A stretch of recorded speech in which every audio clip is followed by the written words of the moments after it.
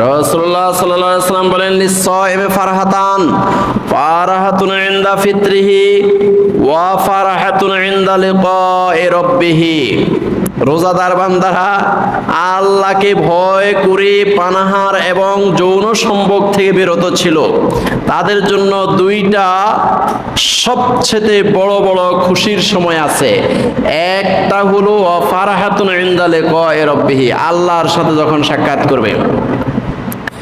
রোজাদার বান্দাদেরকে আল্লাহ রাব্বুল আলামিন একটি দরজা দিয়ে প্রবেশ করাবেন। রাসূলুল্লাহ সাল্লাল্লাহু আলাইহি সাল্লাম বলেন, ফিল জান্নাতে সামানিয়াতু আবওয়াবিন মিনহা বাবুন ইউসাম্মার রায়্যান লা ইয়াদখুলুহু ইল্লা সাইমুন। আল্লাহ রাসূল সাল্লাল্লাহু আলাইহি সাল্লাম বলেন, জান্নাতের মোট 8টি দরজা আছে। একটা দরজার নাম হলো রায়্যান, লা ইয়াদখুলুহু ইল্লা সাইমুন।